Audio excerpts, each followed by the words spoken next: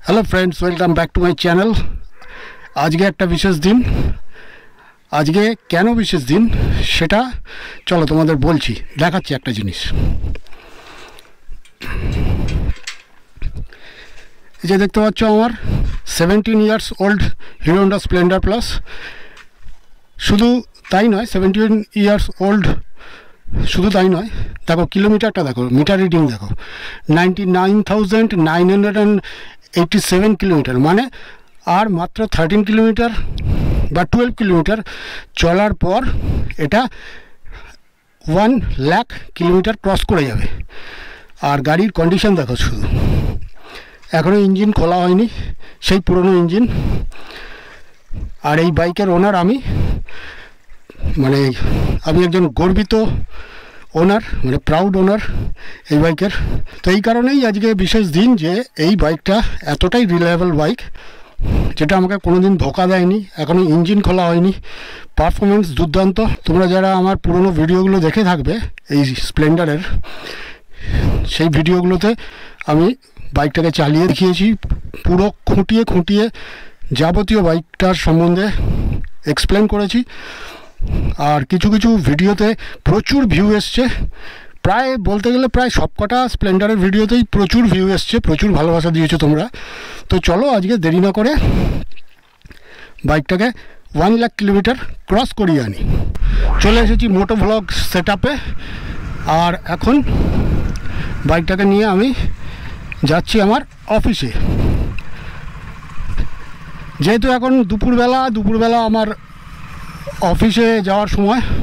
আর এই অফিস যাওয়ার মধ্য দিয়েই আমি বেশ কিছুটা পথ আমাকে অতিক্রম করতে হয়, আর তাতেই আমার বাইকের 1 লাখ কিলোমিটার আজকে কমপ্লিট হয়ে যাবে।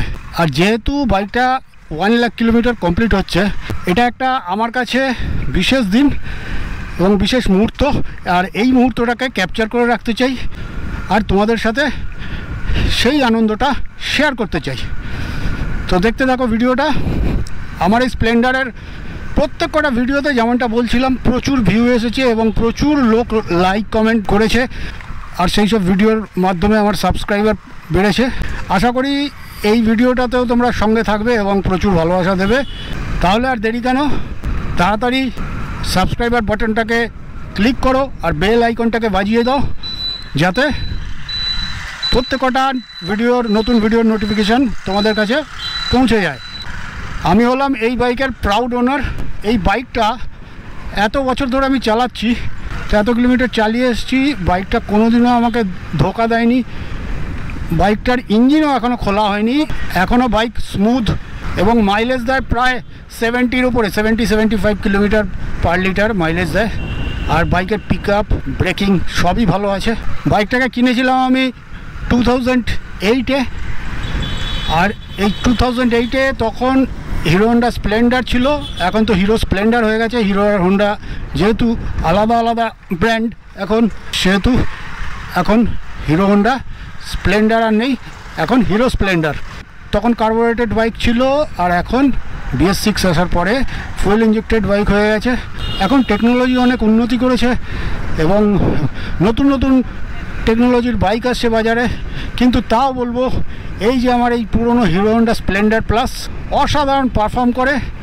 যখন আমি এটাকে চালাই, মনের মধ্যে একটা আলাদা অনুভূতি জাগে। এবং বাইকটার সবথেকে ভালো দিক হচ্ছে বাইকটার স্মুথনেস, যেটা আমার মনকে খুবই আনন্দ দেয়। আমার আরও দুখানা বাইক আছে, BS6, একটা কারিজমা এক্সমার, আর আরেকটা হলো নিউ এক্সপালস 210।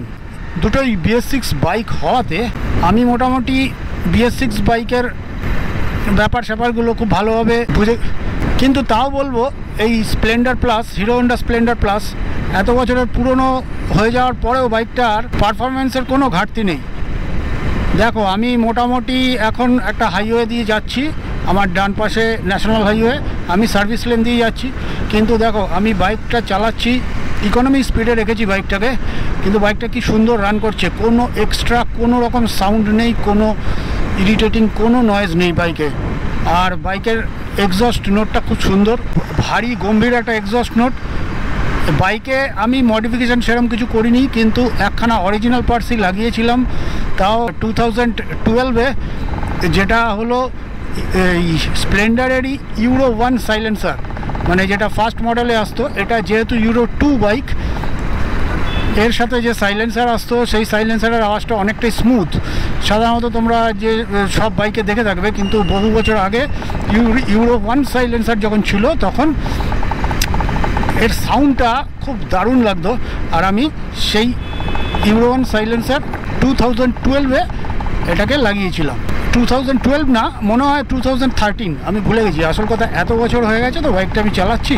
অলমোস্ট আমি 93,000 কমপ্লিট করে ফেলেছি, মানে আর মাত্র 7 কিলোমিটার আছে 1 লাখ কিলোমিটার হওয়ার থেকে। আমরা মাত্র 7 কিলোমিটার দূরে রয়েছি। যত কিলোমিটার বাড়ছে, যত 1 লাখ কিলোমিটারের কাছাকাছি আসছে স্পিডোমিটারের রিডিংটা, তত আমার ভেতরে একটা এক্সাইটমেন্ট কাজ করছে। এক্সাইটমেন্টটা বাড়ছে যেমনটা তোমাদের বলছিলাম যে বাইকের ইঞ্জিন এখনও খোলা হয়নি, কিন্তু একবার আমার ভুলবশত আমি সিবিজেডের স্পার্ক প্লাগ ইনসার্ট করে স্টার্ট মেরে দিয়েছিলাম। তো তার ফলে কী হয়েছিল, ভাল্বগুলো বেঁকে গেছিলো আর বাইকের কম্প্রেসার পুরো ডাউন হয়ে গেছিলো। তখন আমার একবার ইঞ্জিনের হেড খুলে বাইকের valve set, timing chain, valve guide এগুলো চেঞ্জ করতে হয়েছিল। আর এছাড়া বাইকে সেরকম কিছু মেজর কোনো রকম কাজ হয়নি। বাইকে অনেক রকম সেন্সার এখন দেয়, আগে এই সমস্ত বাইকে কোনো রকম সেন্সার ফেন্সার কিছু ছিল না। আর বাইক একদম সিম্পল ছিল, রিলায়েবল ছিল। এখানে রাস্তা একটু খারাপ, আর এই খারাপ রাস্তায়ও এই স্প্লেন্ডার বাইক এত সুন্দর পারফর্ম করে। আর পেছন থেকে একখানা জালওয়ালা গাড়ি, মানে টাকা ফাঁকা নিয়ে যায় যেসব গাড়িগুলো, সেই গাড়িটা হর্ন দিচ্ছে। আর আমিও সরবো না, কারণ এটা ওদের বাপের রাস্তা নয়। যতই হর্ন দিক না কেন, কোনো রকম ঝামেলা করতে এলে আমি বুঝে নেবো, সে ক্ষমতা আমার আছে। তো যাই হোক, এই গাড়িটা হর্ন দিচ্ছিল, এদের তারা লেগে থাকে, এরা সব রাস্তাকেই বাপের রাস্তা বলে মনে করে। যাই হোক, সেই সমস্ত টপিক অন্য টপিক, সেই সমস্ত টপিকে আজকে আমরা আলোচনা করব না। মোটামুটি আর 5 কিলোমিটার আছে বাকি আমার বাইক 1 লাখ কিলোমিটার ক্রস করতে। আর যত এগিয়ে আসছে কি বলবো তোমাদের, এত এক্সাইটমেন্ট কাজ করছে যে বলে বোঝাতে পারবো না তোমাদের কাদের কাদের বাইক 1 লাখ কিলোমিটার ক্রস করেছে কমেন্ট সেকশনে জানিও।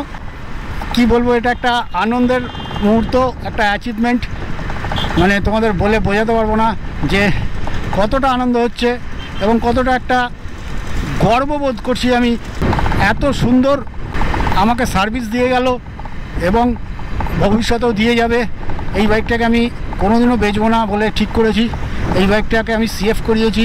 এই বাইকটার যেহেতু 17 বছর বয়স হয়েছে, 15 বছর পরে তোমরা সবাই জানো বাইকের ফিটনেস করাতে হয়, সিএফ করাতে হয়। আমি সমস্ত কিছু করিয়েছি, বাইকের সিএফ এবং বাইকের ফিটনেস সবই করিয়েছি। কোনো রকম কোনো কিছু ফাঁক রাখিনি, কারণ এই বাইকটাকে নিয়ে আমি লং রাইডেও যাই মাঝে মাঝে, এবং আমি বাইকটাকে নিজের কাজেও ব্যবহার করি। আস্তে আস্তে বাইকটা যত যাচ্ছে কি বলবো তোমাদের, মানে বলে বোঝাতে পারবো না যে প্রত্যেক কিলোমিটার আমার কাছে মনে হচ্ছে যেন একটা স্মরণীয় মুহূর্ত। আর এই স্মরণীয় মুহূর্তের সাক্ষী আজকে আমার সাথে তোমরাও থাকছো। 97,000 হয়ে গেল, মানে 99,997 কিলোমিটার কমপ্লিট হয়ে গেল বাইকটার। আমার অফিসে যেতে যেতে বাইকটা আশা করি 1 লাখ কিলোমিটার ক্রস করে যাবে।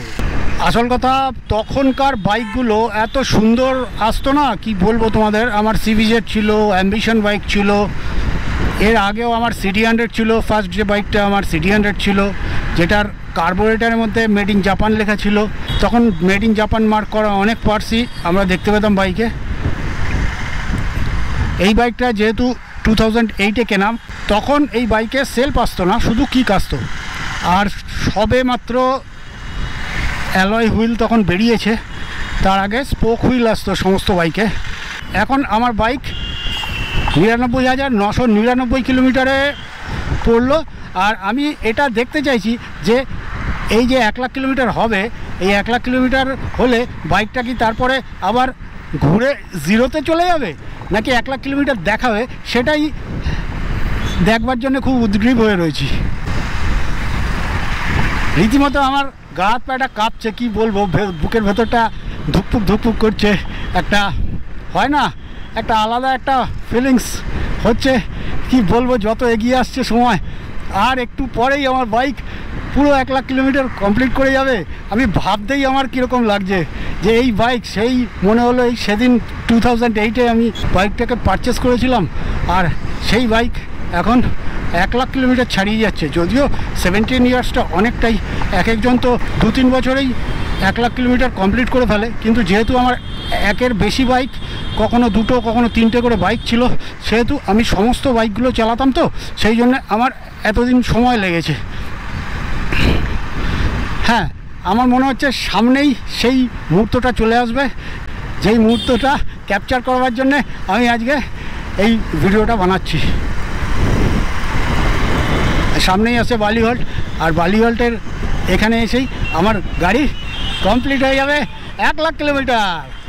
আর তোমাদের দেখাচ্ছি, এই যে দেখো মিটার আস্তে আস্তে যাচ্ছে, সামনে চলে আসছে, দেখো এই এই জিরো হচ্ছে, জিরো হয়ে যাচ্ছে, দেখো জিরো হয়ে যাচ্ছে, জিরো হয়ে গেল, দেখো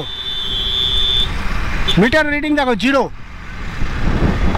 কি বলবো, আর এত এত উত্তেজনা হচ্ছে না, কি বলবো, দারুণ লাগছে, কি বলবো, আমার খুব ভালো লাগছে। আমার বাইক 1 লাখ কিলোমিটার কমপ্লিট করে ফেললো। তো ফ্রেন্ডস, এই মুহূর্তটা তোমাদের কাছে তুলে ধরলাম।